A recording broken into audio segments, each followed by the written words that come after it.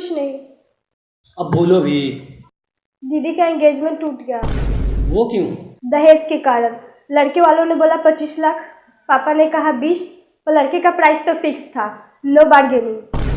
अब वो दिन दूर नहीं जब लोग लड़कों को ले जाके बाजार में बोलियां लगाएंगे, ये दूल्हा 20 लाख का, वो 25 लाख का और वो 30 लाख का।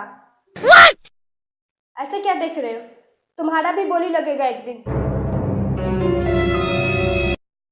तुम्हारे भैया का शादी पिछले साल था ना? तो जब भैया को फॉर्च्यूनर मिला तब तो पापा से नहीं बोली होगी कि पापा भैया को क्यों बेच दिए? क्या हुआ, कोई जवाब नहीं है? आजकल हर किसी का यही प्रॉब्लम है, और खास करके लड़कियों का। जहां भी देखो फेसबुक, इंस्टा, ट्विटर, हर जगह हैशटैग दहेज लोभी लड़का। क्यों, तुम्हारे यहाँ लड़का नहीं है क्या?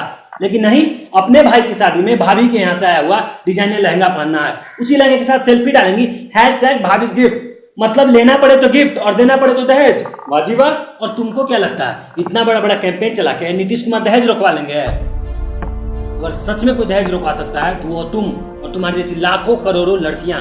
या तो सेल्फ डिपेंडेंट बनो या बड़ा बड़ा एक्सपेक्टेशन छोड़ दो, लेकिन नहीं, खुद का मुंडारियल जैसा हो। लड़का ही नहीं चीकू चाहिए, अरे तुमको पॉली चाहिए तो तुम भी अनुष्का बनो ना यार।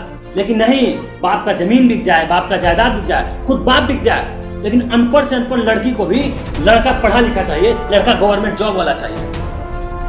आज हर लड़की ये तय करे कि अगर हम मैट्रिक पास हैं तो मैट्रिक पास लड़के शादी करेंगे, अगर इंटर पास है तो इंटर पास लड़के शादी करेंगे।